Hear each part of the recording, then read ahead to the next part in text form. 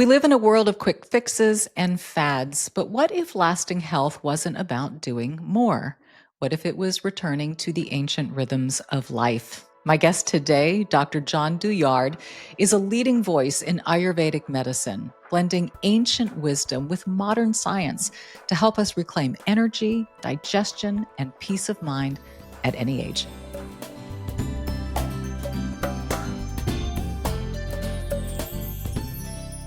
Hey, John, it's so good to have you on Over 50 and Flourishing. That's what we're all about here, by the way, and exploring all different ways to flourish. And as I've done a deep dive into you and your work, this seemed like a natural fit. So super excited to have you with me today. Well, I'm so glad to be here. Thank you, Dominique. You're welcome. So, we hear Ayurveda. It's this sort of mysterious name that's bounced around for decades. I know this is your specialty. Break down the root meaning. What does Ayurveda mean? It's a great question. Ayu means life, and Veda means science. So it's the science of life. So literally thousands of years ago, these ancient doctors, they studied nature. That's how they kind of figured things out. And they noticed that there were seasons and that birds would fly south and whales would migrate. And they understood circadian rhythms. They understood different times of day. They understood that there were biological clocks that would turn on and turn off at different times of day. And you needed to eat at the right time and sleep at the right time and exercise at the right time and think and study at the right time. And if you did that, you were aligned with nature and you were going downstream with the current versus plowing against the current as we do in our culture today.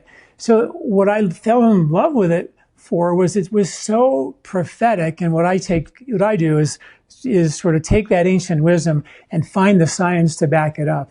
And I've just been blown away by how much science is there proving this kind of ancient wisdom, wondering how in the world did they know there was a microbiome? They talked about invisible bacteria 5,000 years ago. They wrote about it and they can't see them. So it was just sort of, there's something about what they knew. Our ancestors weren't stupid. They did some of these things for thousands of years, and they're still being used today. In our culture, things come on and off the market as drugs regularly. Nothing seems to be permanent. It's constantly changing. Diets are good today, bad tomorrow. But this is thousands of years old, and it has science. So I feel like it's a great place for folks to start in this world of total confusion about what to eat and how to exercise and all the kind of science on both sides of the aisle. I'm so curious, who's the ambiguous they? I want to know the culture or cultures that understood this principle. There's a book that just came out yesterday. It's called The Golden Road. And it was a book about ancient traditional India. And they talked about how the Indian culture, they now have dug into the history and the science. The Indian culture was really one of the original sophisticated cultures. Mathematics came from India. Most of the language came from India. Sanskrit was spoken throughout of all of Asia. China spoke Sanskrit. It was really the cultural center of the world. And then a lot of things developed outside, and then, people got invaded and languages changed. But they finally did some really cool research to show that this particular culture was really, really ahead of its time. Yeah. I have to share with you, John, we just got back from Bali on a group trip, and I have to tell you how taken aback I was with the locals and their knowledge of plant life and the knowledge of, things that are grown in the backyard to heal the body, the knowledge of what white ginger does, what turmeric does, what this does, and how it's used in different ways and in different properties. And I feel like, our culture, we're so ahead of the game that we've actually lost touch with the game. And the fact that nature and God has provided everything that we need for us, oftentimes in plant life, and we always seem to overlook it. Do you feel that there's a hook back into this? Totally. Like our culture is like, if I can make it 100 times more potent, it's got to be better. And what the science is now telling us, which they knew, was that the soil bugs change from one season to the next to the next. The bugs in the hunter-gatherer tribe's guts the remaining ones, their bugs and their gut change from one season to the next. We know that when we take a plant or food and we eat it, it has a natural occurring microbiome, just like you have a microbiome. And if we sterilize you, we would be completely different as human beings. Emotionally, mentally, physically, immunity, we'd be completely different.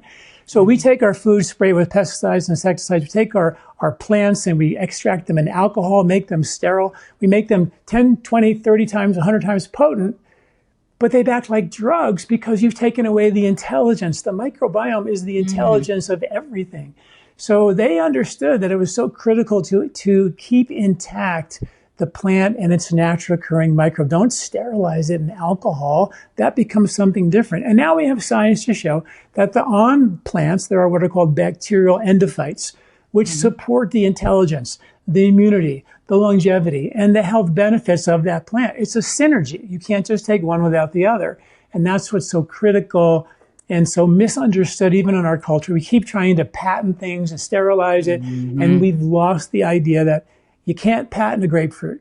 You know, you can't patent turmeric, but you can take the extract of it and patent it, but that's a completely different animal. And I've written articles about the science, and when you take the whole plant versus the extracted version of that plant, like turmeric, one of the constituents is called curcumin, one of 300.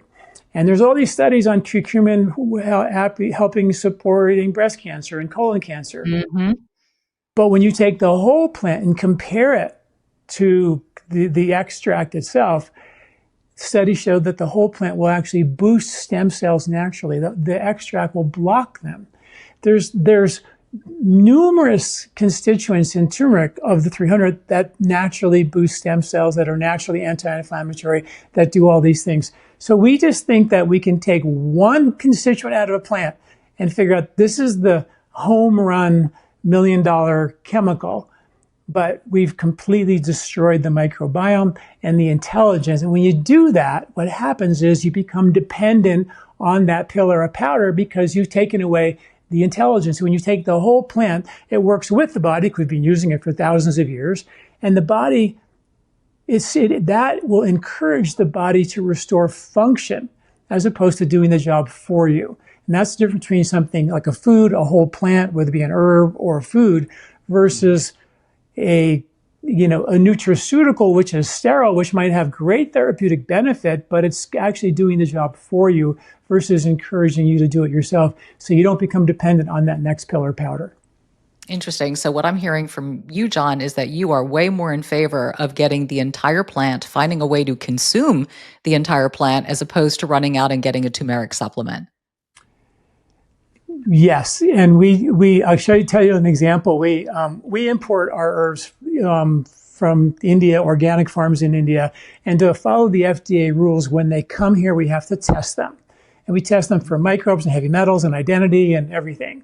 And we use turmeric, 16 parts turmeric, 1 part black pepper. When you put those together, it increases the absorption by 2,000%. So that's how the old school made turmeric more absorbable, because turmeric doesn't get across your gut very well. So they said, well, let's just take curcumin and get it across the gut and add, kind of an extract of black pepper. So we got the turmeric and the black pepper, the whole plant, mixed them together, made a capsule, and the FDA requires us to then test them again when the capsule is all ready. And we tested them again, and my guy calls me up and goes, John, this turmeric, the microbes in there have exploded. This is not just turmeric and black pepper. This is a probiotic. And I said, that's so cool. That's exactly the idea of ancient understanding of how to mix herbs together and how they'd have a synergy. They make babies, and now we have something that's so alive as opposed to sterile and dead and just chemistry. It's chemistry and microbiology working together, and that's who we are. And so it was all well within the legal limit of how many bugs you can have in your supplements, but it changes things when you do it the natural way. And you think we can only get that kind of benefit when we just crank out, high potencies and extract and concentrate and make things super concentrated. It's not true. In Ayurveda, which I really love, is the more subtle something is, the more powerful it is. This is a kind of a basic understanding, like the circadian rhythms, right? They're pretty powerful. We can't see them. the microbiome. We can't see them either, and look how powerful they are. So we have to realize that in this crazy culture of ours, we're so attracted to the outside world, constantly doing this with our phone, that we're so distracted with this outside world, we spend very little time exploring our own inner space. And that's where the most subtle and most powerful things live. And that's the beauty of Ayurveda, was they said, yeah, I'm going to give you an herb for your heartburn, back pain, indigestion, sure. But I'm also going to give you a tool to explore inner space and access some of your full human potential, and even thin the veil, if you will, between the physical and the spiritual. You know, there's a level of human nervous system refinement that we can do on this planet. And it was an interesting UCLA study showed that as we get older, you know, we all kind of want to, over 50, find God before it's too late, right? Well, the study showed that not only do we want to find God because we're running out of time here, they found out that as we get older, we are more hardwired, better able to perceive subtle energy, to experience a spiritual life as we get older and pass that wisdom on to our grandkids better than we are when we were, you know, raising our kids in our 20s, 30s, and 40s. So, and this is an Ayurvedic concept that as you get older, the elders were revered. They weren't put in a home. They were, Correct. they were the wisdom carriers, you know, and it's something that we don't quite get yet, you know.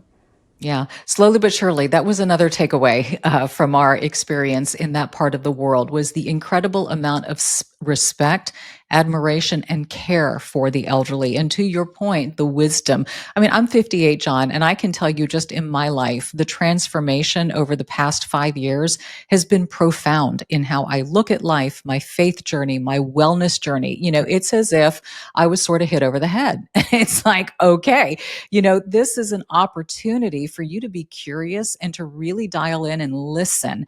And I find that when we listen, our bodies speak so powerfully. And I'm curious, you know, was there an epiphany? Was there something in your life that drew you to this Ayurvedic cause and this way of living? Because usually there's some kind of catalyst somewhere. Oh yeah.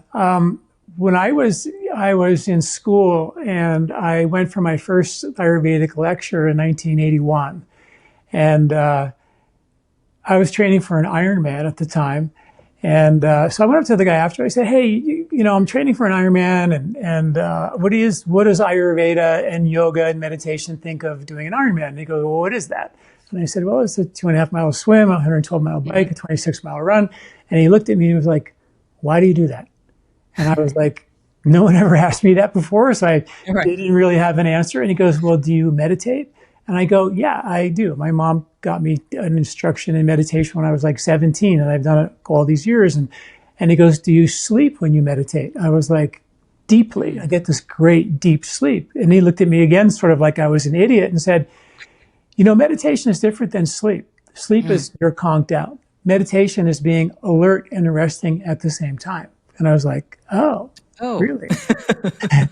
and he goes, "You're exhausted, dude, and you should just like relax." And I said, "Well, what if I could do all this exercise and not fall asleep in my meditation? Would that be okay?" And he was like, "Yeah, that'd be okay." And off I went. I started going to meditation retreats like once a month on the weekend for many months. And then I went and I did a 2-week residence kind of course treat. Yoga, breathe, meditate, eat. Yoga, breathe, meditate, eat. Just for 2 weeks. No exercise, no nothing. I came back out of that, and I was training. I was going to school in the South Bay. Triathlons were just getting started. I worked with training with some of the best triathletes. And I was okay, but I wasn't obviously great. I was like shot out of a cannon. I went into this 3-month runner's high experience where I was competing, winning medals. I was in my clinical internship, and my bandwidth academically like just blew up. I could do anything. There was like no limits to what I could do. And I kind of went into this runner's high zone where your best race is your easiest race. And it blew me away. And I wanted to know what it was about. So I started reading books like The Psychic Side of Sports and all these runner's high books trying to explain these peak experiences. I went to India in 1986 to study that.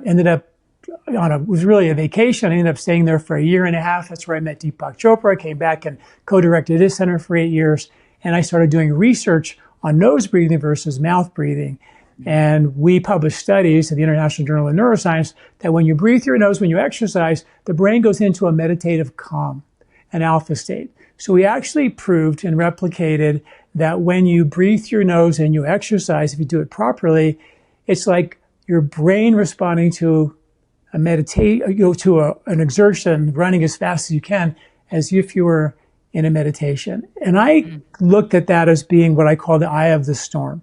The bigger the calm, the more powerful the winds, the more productive we can be. And we don't have any clue about the calm. We're just out there in the winds of the storm, dodging crazy things that are going to take us out. We live in that stressful world. And the Vedic idea was like, no. Your full potential comes from this coexistence of opposites, the combination of total silence and activity, like a galaxy or a solar system or an atom with electrons spinning around it or a hurricane. So I started just going into like, wow, if we're living our life going downstream with the current in harmony with nature, all of a sudden, or exercising in a way where my brain is calm but my body's active, all of a sudden you reach and access this full potential, not just in exercise, but in all aspects of your life. So that just got me like completely lit up. And that's kind of been my journey, is helping people find that peak experience in their life, whether they're taking kids to a soccer game or whatever it is, Fascinating. As I listen to you describe that, I'm a retired news anchor who's covered more hurricanes than she can count. And I sort of got this visual of the hurricane, but when the eye passes over, you get this brief moment of incredible, almost shocking calm in the middle of the storm. So it looks like this is the goal, and this is what it is that you're trying to create within your body, which is really cool. We're going to take a quick break, John, and just thank our sponsors. But our guest today is John Douillard. He's the founder of lifespa.com, with an intense focus in Ayurvedic medicine and how we can use that to approach our health and wellness today, use it to heal our minds, our bodies, and our spirits. And we're back right after this. You know how some gifts are sweet for a moment, but others just keep on giving? Well, Aura frames are truly the gift that never gets old. It is such a beautiful way to stay connected and share memories every day, no matter how far apart you are. I love ours because it's become part of our family's daily rhythm. New photos just appear out of nowhere. One day it's a vacation shot, the next it's my son's latest adventure, or even something funny from my husband. It keeps us close, and honestly, it's become a conversation starter every time somebody walks by. What I love most is how simple it is. You just download the Aura app, connect to Wi-Fi, and upload unlimited photos and videos, no hidden fees. You can even preload photos before it ships, so when your loved one opens the box, it's already filled with memories. And if you're gifting it, you can personalize it with a message that appears before it arrives. Each frame comes beautifully packaged in a premium gift box. No wrapping needed, no price tag attached. It's easy, thoughtful, and deeply meaningful. Named #1 by Wirecutter, you can save on the perfect gift by visiting auraframes.com. For a limited time, listeners can get $20 off their best-selling Carver matte frame with code Flourishing. That's AURA frames.com, promo code Flourishing. And don't forget to mention Over 50 and Flourishing at checkout to support the show. Terms and conditions apply. You know I'm on a protein journey, and I finally found my newest obsession, Clean Simple Eats. It's the rare combo, clean and delicious. So getting enough protein each day kind of feels effortless. Here's what I love. There is nothing artificial. It's third-party tested, non-GMO, soy-free, and there is zero sugar, Zippo. And each serving gives you 20 grams of grass-fed whey protein isolate. Translation? Smooth and creamy, and it blends like a dream. Now, I use Clean Simple Eats two ways, either morning smoothie on a busy day, which includes their protein plus frozen fruit and almond milk or coconut milk, done. And then when I'm baking, I'll swap it in a muffin or a pancake recipe for a little protein boost that Vic and I just love. And flavor-wise, they make it so fun. So many options, plus a protein powder variety pack, so you can try out different servings and find your favorites. And if you want something light and super refreshing, have you heard about their clear protein powder? Yeah, it's having a moment. The pink burst flavor is life-changing. Tastes like a melted pink starburst. You just mix it with water, for 20 grams of protein in a crisp, clear, cold drink. Bottom line, if you want the most delicious protein you've ever had and a super simple way to hit your goals, Clean Simple Eats makes it easy to stay consistent. Visit cleansimpleeats.com, use code Flourishing20 at checkout for 20% off your first order. That's cleansimpleeats.com, code Flourishing20 for 20% off your first order. You know, menopause changes a lot, our moods, our sleep, even our confidence. But one thing we don't talk about enough, vaginal dryness. It's so common. Over half of women experience it during or after menopause, yet we often just suffer in silence. That's why I'm really excited to partner with O Positive, a women's health company supporting over 5 million women through every stage of life, from their first period to well beyond their last. They create supplements that actually work, backed by clinical studies and shaped by board-certified doctors. Their new product, Meno Vaginal Moisture, is specifically formulated to support vaginal moisture and libido for women in perimenopause, menopause, and postmenopause. Its science-backed ingredients support healthy sexual function, vaginal moisture, arousal, desire, mood, and relaxation. Because here's the truth. Declining estrogen can cause dryness, discomfort, and lower desire. Meno Vaginal Moisture contains science-backed ingredients that support vaginal moisture and your mood to help you get back to a better sex life. Just 2 capsules a day can deliver noticeable improvements within 8 weeks, often sooner. It's like feeling like you again, confident, connected, and comfortable in your own body. Head to opositive.com and use my code OVER50 for 25% off your first order of Meno Vaginal Moisture. That's OPOSITIV.com, code OVER50 for 25% off. Welcome back to Over 50 and Flourishing, having a very insightful conversation today with John Douillard. He is the founder of lifespa.com. You can go pull him up on Instagram, check out the website, but we are talking about his deep dive into Ayurvedic medicine way back when and how it led him personally to peak performance when he was training in triathlons. I know that you have coached athletes along your journey. You have used this principle and you have brought about the best in people in many, many different forms. Let's talk about that, John, because as I was mentioning to you in the commercial break, you know, this audience is primarily women in midlife. So while we may not be athletes training for the latest triathlon, I sometimes feel like we're running one when you think about life at this stage. You know, we've got parents that are aging, careers that are changing, relationships that are being brought into the spotlight, children that are launching. There's so much happening during this time, and it can be such a tax on the nervous system, whether by choice, whether hormonally, whether relationally. How would you apply your principles to somebody at this stage in life? I would say that the most important thing is to realize, because what you just said was a lot of stress. And what we do know about stress is that stress is directly linked to all aspects of metabolic syndrome, which is the epidemic of our time. When you're under stress, your body is going to be forced to put more cholesterol in your blood to make more stress-fighting hormone to get you up a tree to save your life. It's going to increase more sugar in your blood to get you up that tree. It's going to raise your blood pressure. It's going to take any reserve fuel it can find and put it under the mattress so you have reserve fuel in case the war never ends. And what's interesting about stress is that it's chronic. And every time that you get stressed, we breathe a little different. Mm-hmm. And that breathing becomes normal to you. And then another stress comes along, take another breath, that becomes normal to you as well. And in short order, we start breathing more shallow. And your ribcage has one job in life, and that's to squeeze the air out.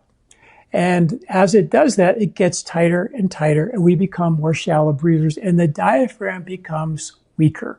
And it's not able to contract and open the rib cage up. So what happens is we get more rib cage rigidity.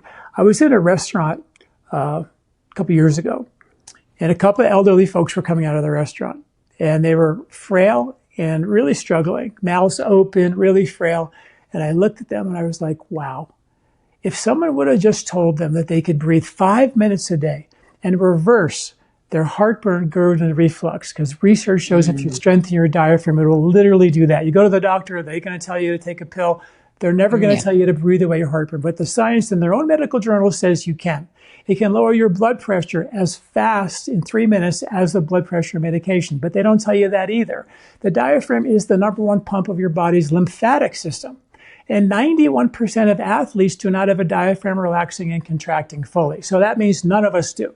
Which means if we were to get our diaphragm strong, which is easy, and I can show you how to do that right now, then that means that diaphragm is going to pump your lymphatic system, which is trying to do 3 things major, like many things. But number 1, take out all the trash in your body from every cell, your joints, your skin, everywhere. Carry your immune system. Studies show with long-haul COVID that people who had long-haul COVID had congestion of the brain's lymphatic, or what's called the glymphatic system, which is trying to dump 3 pounds of trash out of your head every year while you sleep.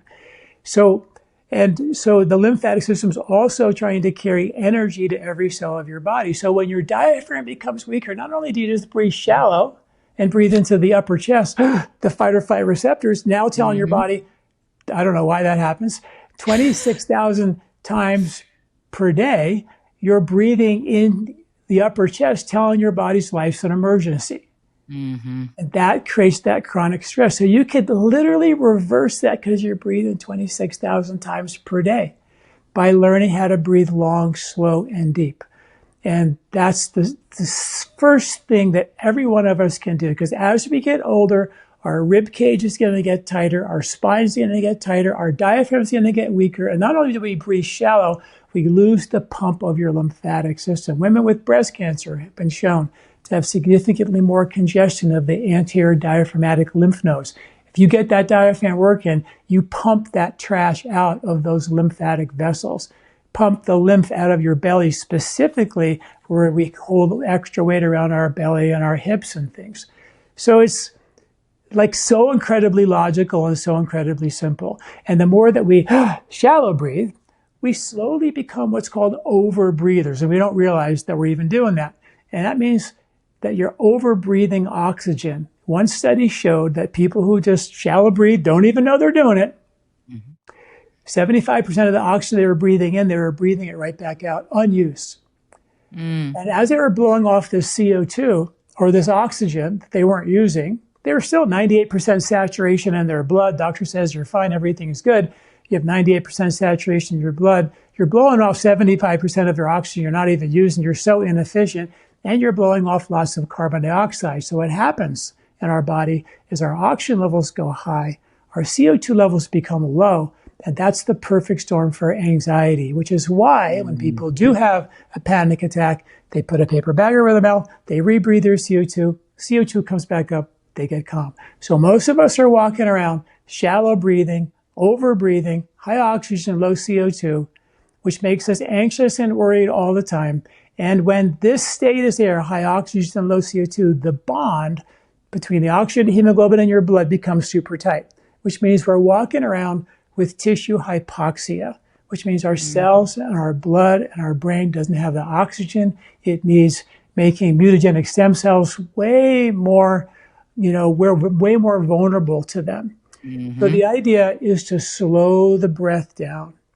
And my first book was Body, Mind, and Sport. It was about the difference between nose breathing and mouth breathing. When you breathe through your nose, it's a smaller hole. It takes longer for you to breathe all the way in and longer to breathe all the way out. And that will give time for CO2 levels to rise and bring that balance back. Other thing that people should realize is that when the rib cage's job is to squeeze the air out, and as we get older, this will become a cage. So doing what I call calisthenics for your rib cage and your diaphragm is so simple. You could just take your arms over your head like this. Okay. And when you do that, you're going to breathe only through our nose, and we're going to fill our belly only. Now, with your nose, breathe in, fill your belly. Now continue to breathe in and fill your chest. Now continue and fill your upper chest. And then come back down. Now let's do that one more time. Arms over the head. Fill your belly all the way this time. Buddha belly all the way out. Stick it out. Now continue to your chest. Fill that chest all the way. Now go to the upper chest. And while you're in the upper chest, sip the air in through your nose and go to max. And bring the arms down. When you went to max, you probably felt a pull under your rib cage. Absolutely. Diaphragm's going down, rib cage is going up, but now we're breaking the scar tissue up all around your rib cage. Doing that 5 minutes a day is just like step one in getting this rib cage to be functional for you. And we have to do that in our 50s and 60s and 70s and 80s. Otherwise, this will happen and you'll be an 80-year-old person walking out of a restaurant, barely able to breathe in through your mouth, huffing and puffing, barely able to move. Right. And the surprise is when you perform this exercise, you don't think you have any more breath left in you, and yet you do. And yet you do. And it's a little bit and a little bit. And so I guess that is creating the expansion that you're looking for. It's like lifting weights in the gym. The only way to build that muscle is to lift, for it to tear, for it to heal. And that's how it grows. Is this a similar principle? The diaphragm is a muscle, and you can't put a weight on it. You can't go you can't get into it. And it's one of the biggest muscles on our body. And you're absolutely right. The research on all these things that I mentioned is called maximum inspiratory breathing, which means breathing into the max. So if you take your rib cage, even go to the side and then fill belly, chest, upper chest. Now you're going to feel this big pull breaking up the scar tissue around your rib cage. And next thing you know, this rib cage starts to become more elastic. You feel youthful. You can run. You can walk. Your diaphragm is next to your heart is the most critical muscle for our optimal health and longevity. Should we always be doing this breathing exercise with our arms up? Does this allow us to take in more air into the lungs and the diaphragm? It's not so much that you can take more air in. It's just that what I want to do is I want the rib cage to go up while my diaphragm is going down. So we're creating a separation here between where the rib cage and the diaphragm connect and contract and become adhesed to each other. And as we get older and tighter, this becomes more rigid. Every one of us can get that to be more elastic and more open. This was what really yoga was about. Yoga was about getting into a torsional stress of some sort, and then breathing, belly, chest, upper chest, another posture, breathing, belly, and creating a level of internal elasticity. Interesting. And so you're saying 5 minutes a day, this type of practice can literally expand your life and prevent a lot of potential disease from settling in just from breathing. So there's a little bit more of an elaborate version of this in my article called The Best Diaphragmatic Breathing Exercise. You can watch the videos. It's instructional. There's like 3 parts to it. But that's the base thing. Another thing people can do is just go for a walk and count how many steps they take breathing in through their nose. 1, 2, 3 on your inhalation and 1, 2, 3 on your exhalation. And your goal is to do 10 steps for your inhalation and 15 to 20 steps for your exhalation. That was my next question. Do you want to exhale more than you intake? Right. Yes. Okay. I love that. I'm a walker, and this is a wonderful way to incorporate breathing with my walking. And so I think that's something practical because, a lot of people like 2 for specials. We want to do one thing and get the benefit of something else while we're doing it, right? Absolutely. Absolutely. Yeah.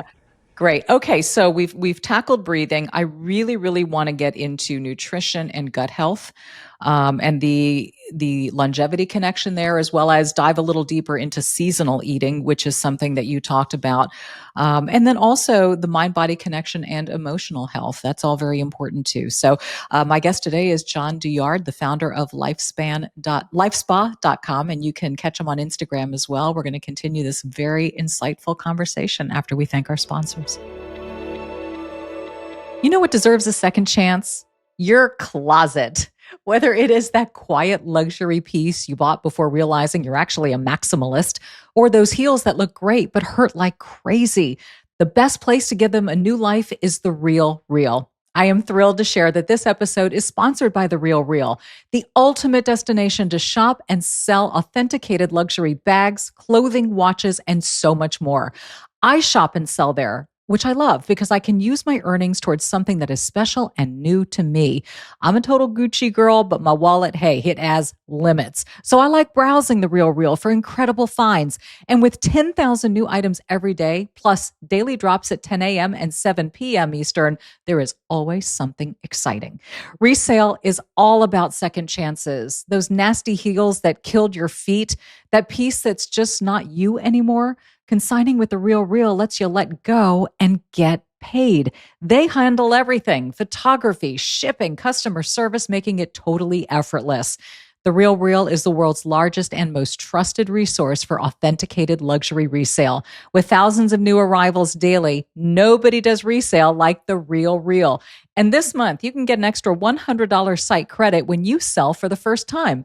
Go to therealreal.com/over50 to get your extra $100.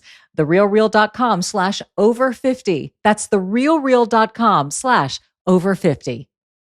Let's talk about simplifying wellness. So many of us are swallowing handfuls of pills and still wondering why we feel fatigued one day and stressed the next and then sleepless after that. If you've been craving a gentler, cleaner routine, I'd like you to meet Vimergy. Vimergy focuses on fast-absorbing liquid vitamins made from pure, potent extracts and timeless ingredients.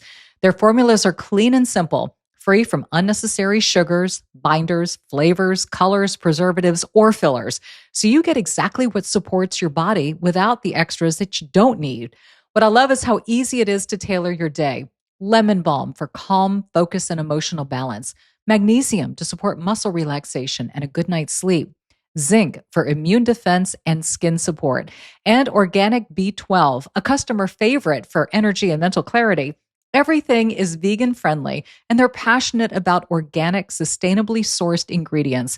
Plus, there are free returns within 30 days and mix and save programs so you can build a routine that fits your lifestyle. You may want to take a look at the Total Immune Blend that they have along with the Liquid B12. Perfect for this time of year. Now, if you've been wanting a wellness reset that feels clean, simple, and effective, this is such an easy switch. A few drops, a quick sip, and you are on with your day. New customers can save 20% off their first order with the code Flourishing. Just visit Vimergy.com. That's Vimergy.com and use the code Flourishing at checkout. Welcome back. We're having a great chat with John Douillard from lifespa.com, and his principle and his practice is Ayurvedic medicine, basically taking old principles that have been around thousands of years and saying, you know what, they hold not only weight today, but incredible value. Let's not overlook what our ancestors discovered so long ago and how we can take breathing, as we just learned, or things that grow in the earth to use to heal our bodies. And I want to get a little bit deeper into that, John, with you talked about seasonal eating, and I want to understand that better. What does that mean? Let's talk about gut health. Let's talk about the mitochondria. And I really want to get your take on, these fads. It's like, well, okay, now we need to be gluten-free, or we need to cut carbs, or we need to eat clean, or there's the carnivore. We just love a trend. And is that good for our health?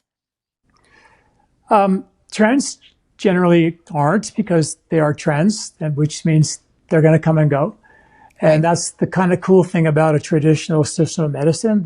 It's been the same for thousands of years. The dietary plan hasn't changed, that we should eat according to the seasons. We should recognize that the number one key to health is digestive strength. This is what they knew thousands of years ago. And what we are being told in our culture is to basically bubble wrap your diet. Don't eat wheat, don't eat dairy, don't eat nuts, seeds, legumes, nightshades, phytic acids, oxalates, goitrogens. We just keep taking things out of our diet because we don't feel good eating them. So it must be the food, right? Well, it turns out that it's not always the food. I mean, processed food, obviously, all the chemicals in food clearly are a problem. Yeah.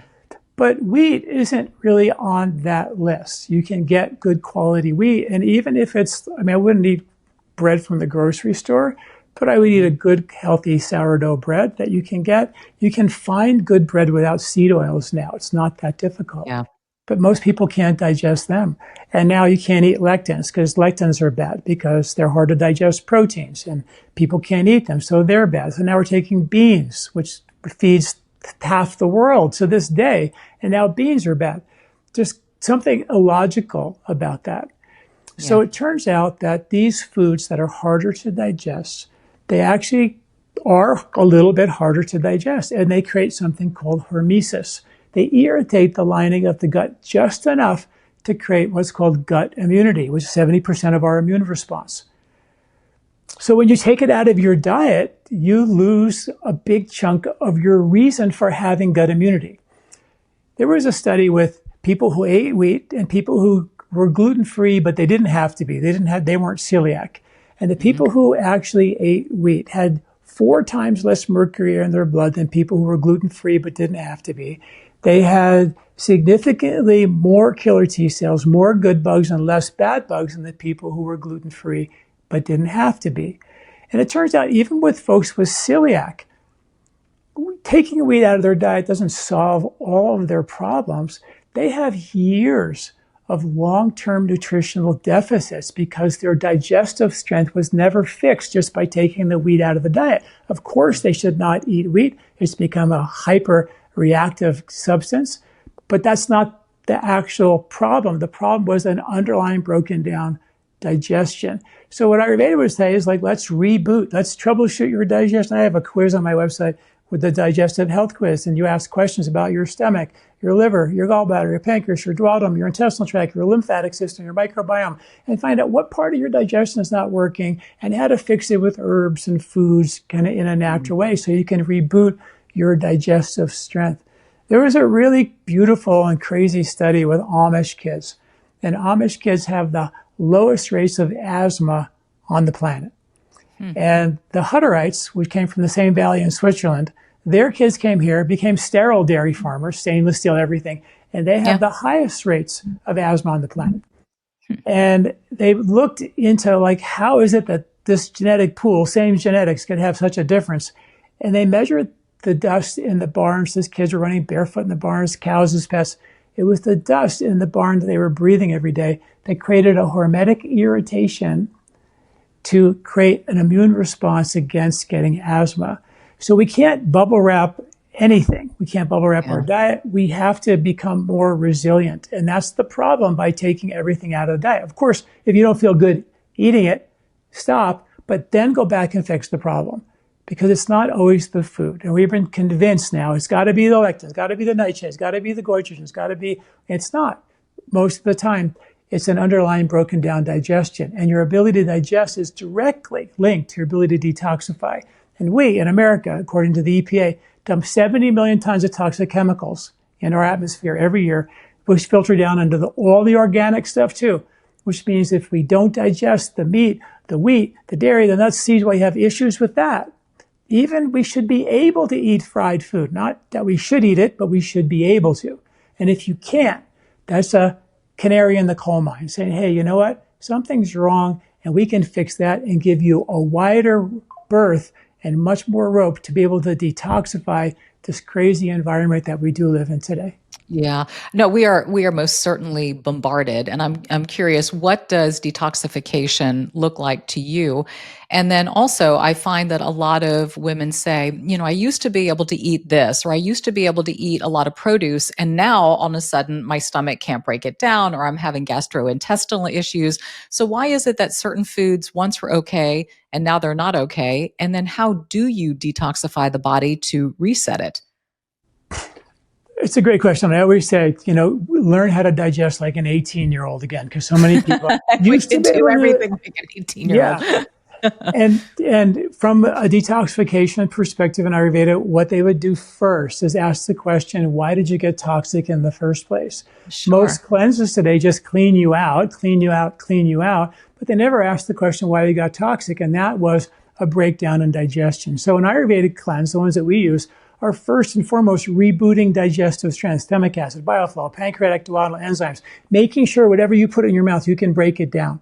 Because the studies show, and it's very clear, and I'll quote the study, if you don't break down your protein, like the lectins or you don't break down the fats like the environmental pollutants or the fried food well, those molecules, when they go into your small intestine, will be too big to get into your blood.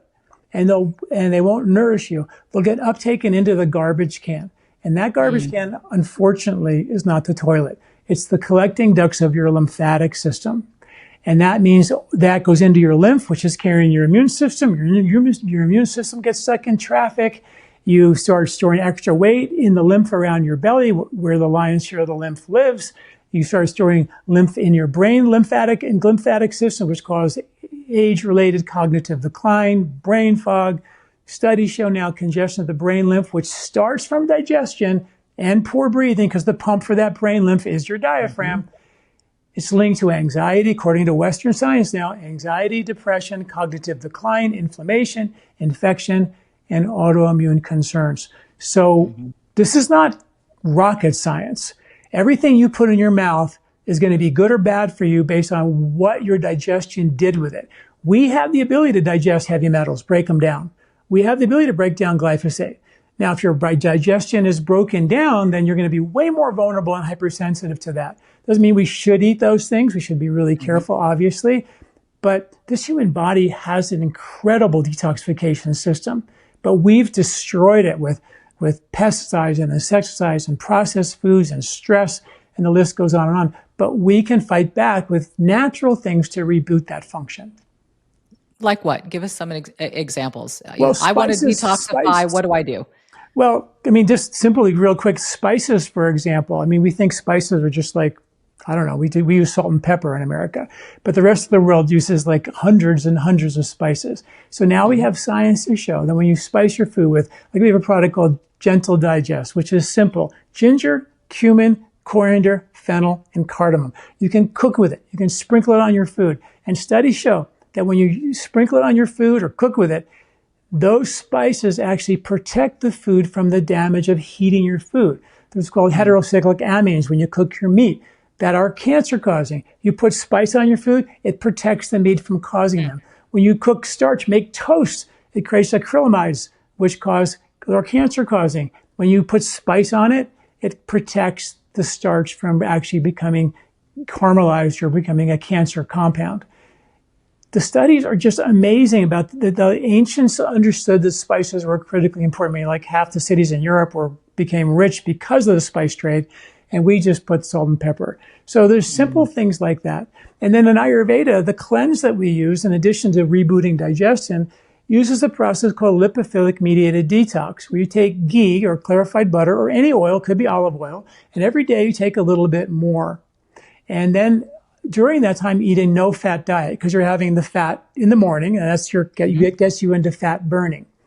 And that fat will actually go into your deep tissues and pull fat-soluble toxins out of your deep tissues, to the tune of, in one study where people did this for 7 days versus folks who didn't, people who did it detoxified PCBs, forever chemicals, out of their deep tissues by 46% and pesticides by 56% compared to folks who didn't do the cleanse. So if you want to get those heavy metals and those fat-soluble chemicals out of your deep tissues, it's a well-known scientific way to do it. They just discovered it thousands of years ago. It's called lipophilic mediated detox. The fats, like fats, they attach to them, pull them into your gut, and you basically poo them out.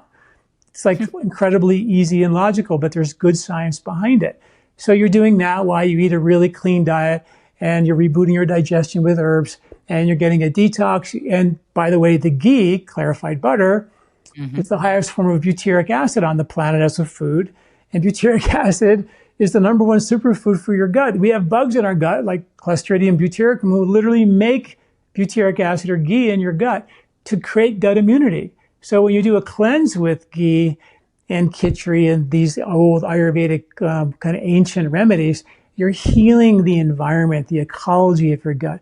You're rebooting a healthy and diverse microbiome, and you're rebooting your upper digestion. When you take the ghee every day at a higher dose, your gallbladder's having to flush out. So you're cleaning and you're detoxifying your liver and gallbladder as well from all the seed oils that we basically ate. That's where they all go. They go to your liver and create bile sludge, basically, is what they cause, and that causes digestive issues. So it's not the seed oils; it's the It's the impact on the digestion that's the Yeah.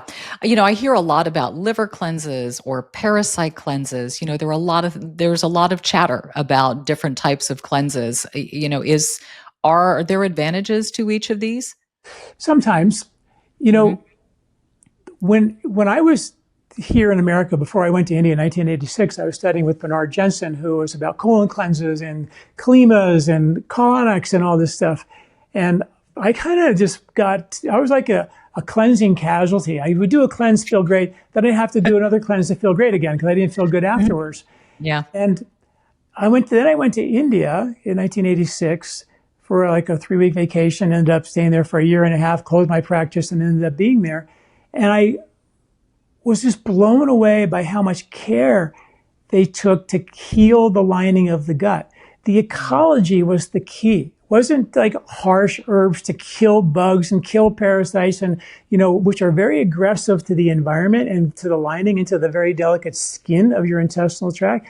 They were all about taking care to not over detoxify or irritate the lining in any way, shape, or form.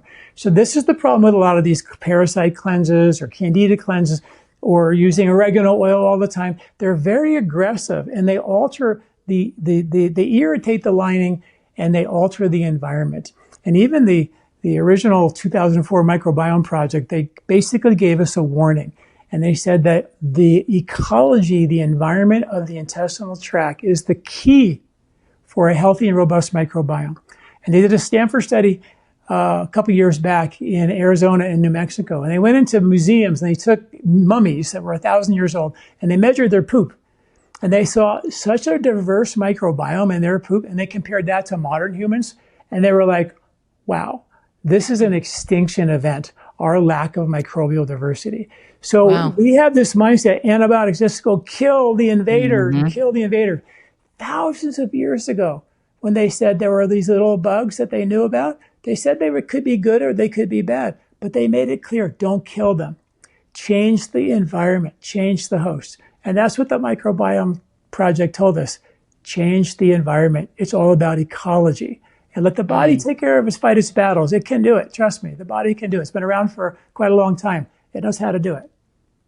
Amazing. Okay, I know the audience at this point would love some practical, tangible steps to be able to change the ecology. And I'm sure it's multi-pronged because it's not one approach, fits all. There are a lot of things involved here. So if you could kind of break down some principles where we can start today to make those changes. Well, from the ecology point of view, it's seasonal eating. There are bugs in the soil are different in the spring to the summer.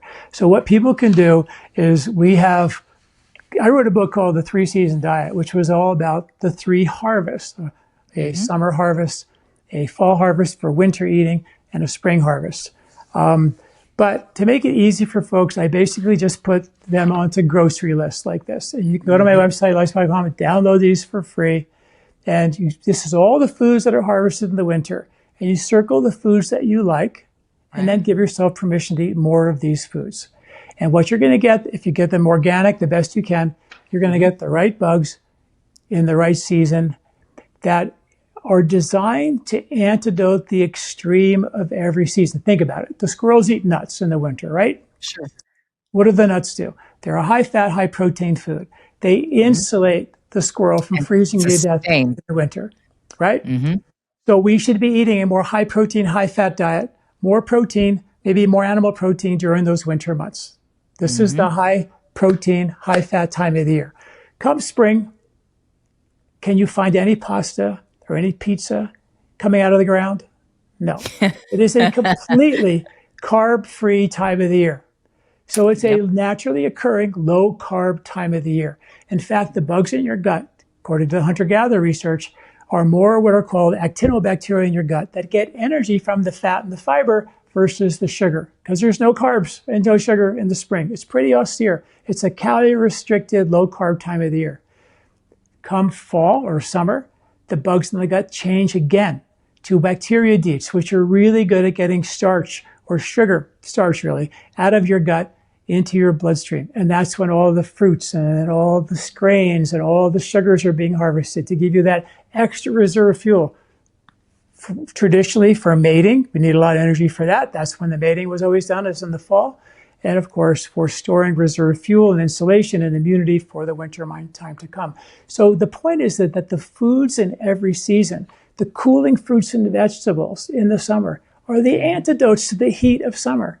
The austere roots that we get in the spring and the spring greens have no mucus. They're not congestive. They're the antidote to the allergy season, the mucus-making time of the year, where the earth is holding on to more water in the spring. We hold on to more water in the spring. We become more congested. So we change our microbiome by eating the foods. And of course, in the winter, when it's cold and dry, nature provides nuts and seeds and grains and soups and stews. It's super logical. Every human on the planet did it this way until we decided to make grocery stores. And that changed everything.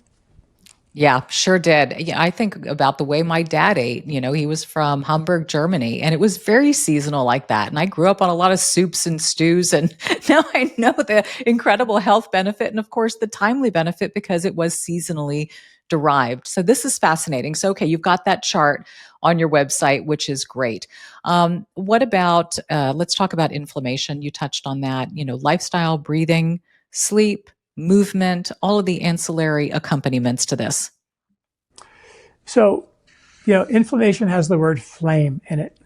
Right. And so from the Ayurvedic perspective, that is going to be more vulnerable to people who have more what we call pitta or summer quality. So in Ayurveda, they were like, everything's a part of nature, right? Like we said at the beginning, it's a study of nature. So there were people who have a lot of winter qualities.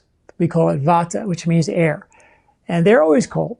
And they're constantly putting on covers and putting on hats and jackets. They're cold all the time. And then in the cold winter months, the diet that antidotes that for them is really important because they're going to freeze to death eating cold blueberry smoothies, which don't exist in the winter anywhere, right? So the pitta winter, the summer body types, which are kind of very hot and competitive and driven, they're more vulnerable to inflammation.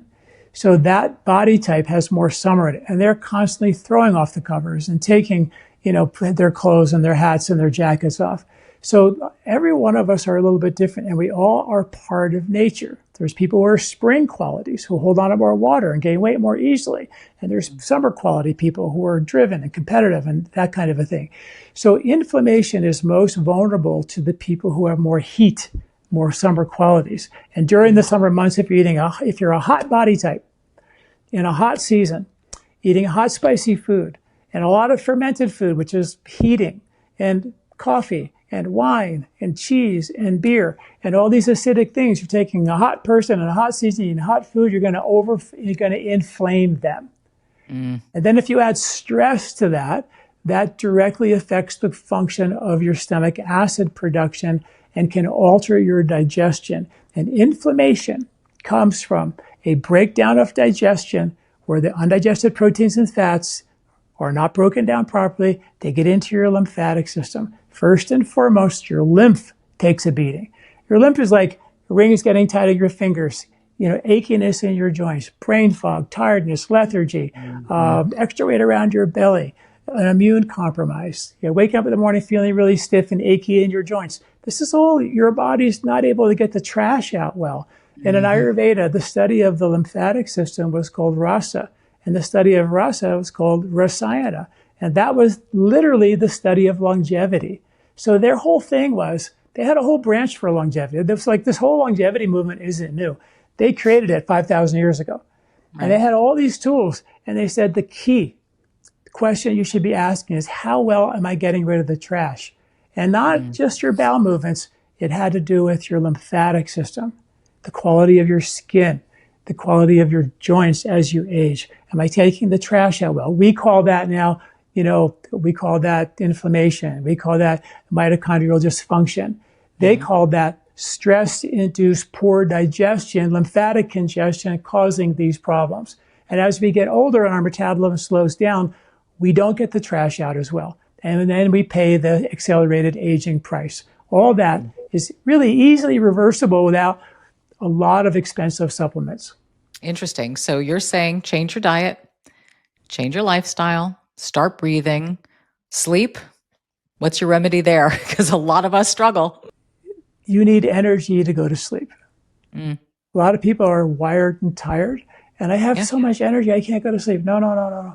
You have too little energy. Your body needs energy to sedate itself. Right before we actually fall asleep, there's a surge of ATP, adenosine triphosphate. And when you're right, so you get a surge of that energy. It breaks up into 3 phosphates and adenosine. We all know adenosine is the agent that sedates you. Caffeine blocks the adenosine receptors, keeps you wired for sound. Well, we produce this ATP energy, which breaks down to 3 phosphates, adenosine, which sedates you into deep sleep. You need energy for sleep. So the question there is, where are you, borrowing from Peter to pay Paul? Where is the level of exhaustion? How depleted are you? How can we reboot that? Can it be lifestyle, eating food at the right time of day, not eating big, massive meals at nighttime where the biological clocks for digestion have been turned off? The cooks have left at sunset. They're not even there to cook it. It's going to sit there. It will affect your sleep. We eat little meals all day long. Meal, snack, meal, snack, meal, snack. Then we say, now I'm going to sleep for 8 hours. And the body goes, wait, I have a 2-hour eating window. How am I going to sleep for 8 hours solid without having a blood sugar crash? We've conditioned the body to need fuel all the time. And we're supposed to burn fat throughout the night and wake up in the morning and break the fast. But today's studies show that people rarely go into fat metabolism at night because we're eating all day long, and we have this conditioning to basically need meals every 2 or a snack every 2 to 3 hours. So we have to learn how to burn fat, and that means by gently teaching the body to make longer trips during the day. Obviously, being up for the sunrise has been shown to produce more melatonin at night, naturally. And of course, the light pollution is a big deal, but the stress is really the big factor. Herbs like ashwagandha, which is a natural adaptogen, which has been shown to help people sleep at night, but also give you the energy to run a marathon during the day. Yeah. So it's really like not a stimulant, not a sedative. It's deeply rejuvenating you. Interesting. And how do you recommend we consume that? I mean, I've seen ashwagandha supplements just flood the market. Are you saying get the plant? I'm saying make sure if you get ashwagandha, get the whole plant and get just the root. A lot of people when you go to herbal places, there's a big pile of ashwagandha, 3 of them. There's the whole root, which is organic, which is very expensive. Then there's the root and the stem and the leaf. And there's different piles of effectiveness and grade. You don't want the leaf. You don't want the stem. You want only the root. Ashwagandha is a nightshade. And if you eat the stem and the leaf, you're going to get a lot of very hard to digest nightshade constituents. You don't want that. You want just the whole root in its natural form with its natural, microbiome. And you want to make sure it has that FDA certified, GMP certified seal, which means it's been tested for heavy metals and environmental pollutants and things like that. Right. Otherwise, you kind of really don't even know. So that's that people don't realize that the FDA really has done a great service for natural supplements. There's a stamp on there, it's been tested when the raw material comes in and when the capsule is made. And that's like safety. I mean, I make sure I want to make sure what I'm going to be taking and I give my family and my patients is really clean. Otherwise, that would be crazy. But that's not the world we live in today.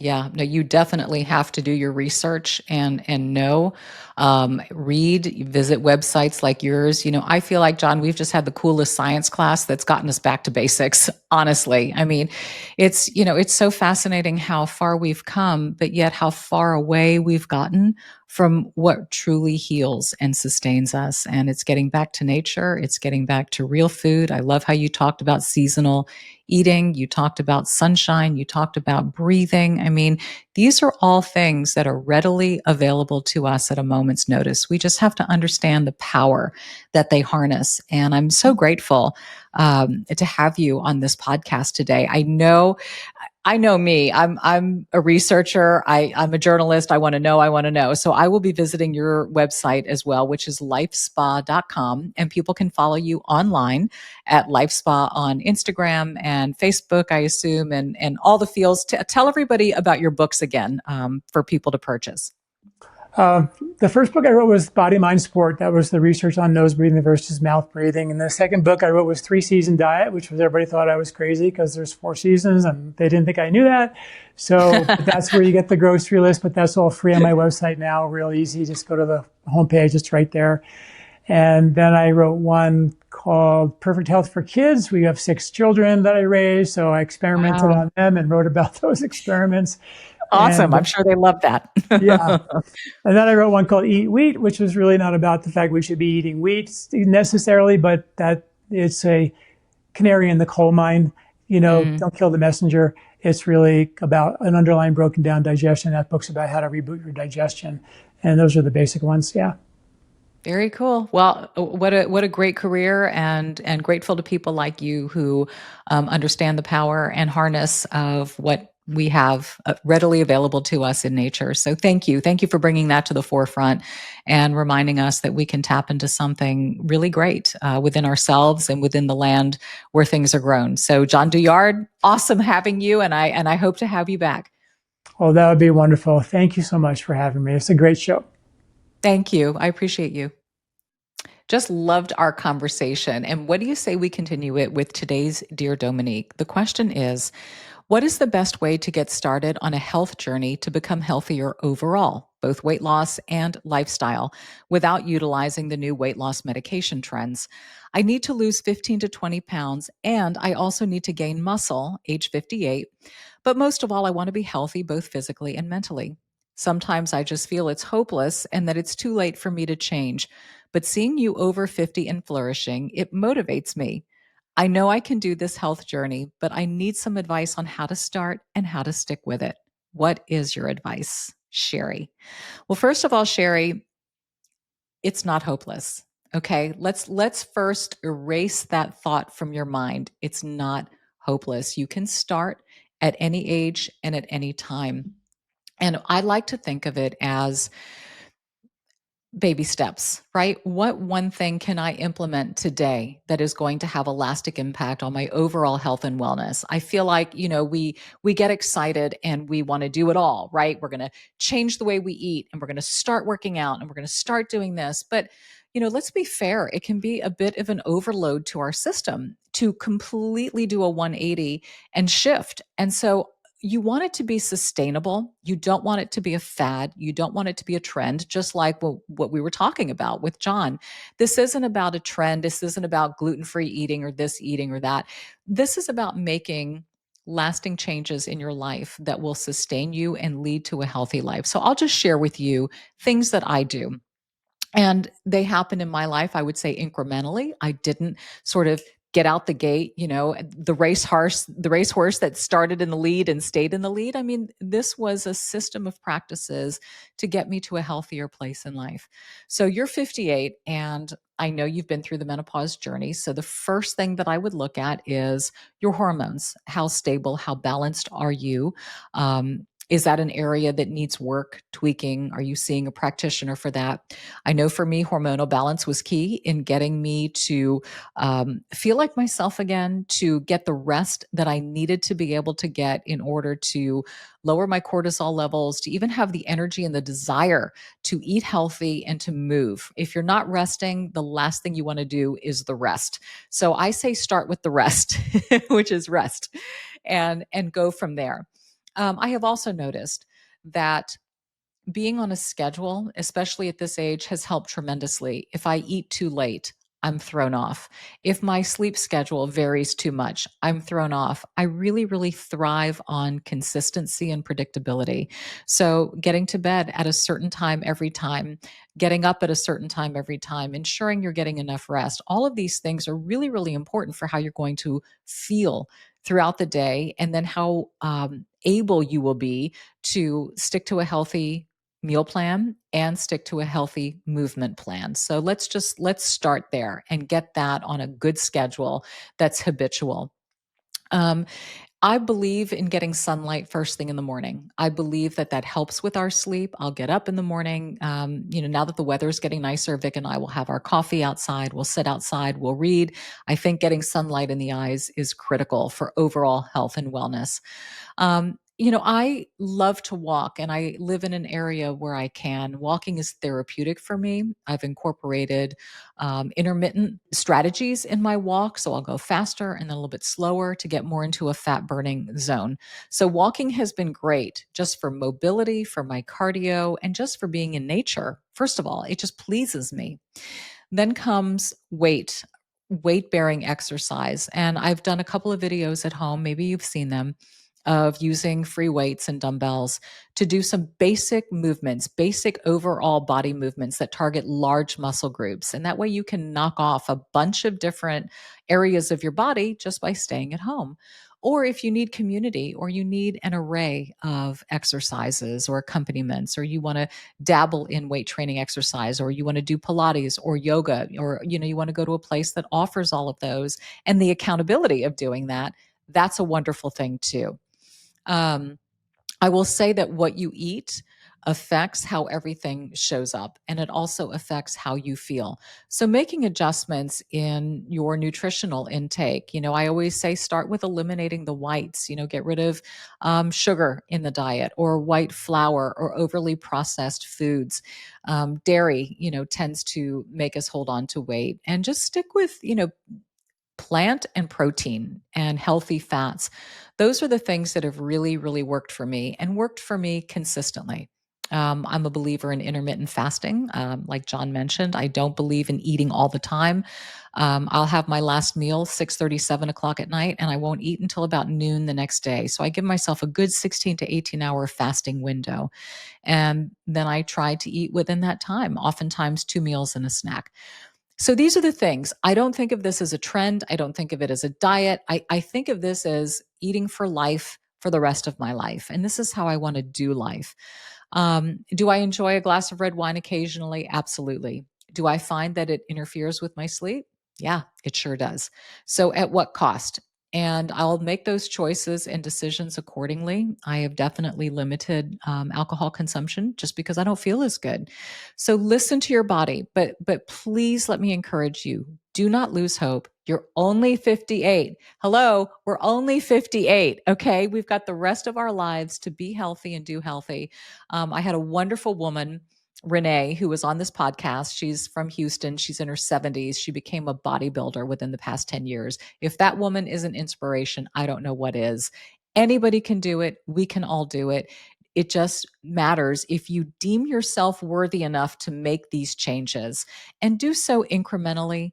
Take your baby steps, give yourself praise and positive feedback for the work that you're doing. And if you need to do it that way and not overwhelm yourself, then I encourage you to do it that way.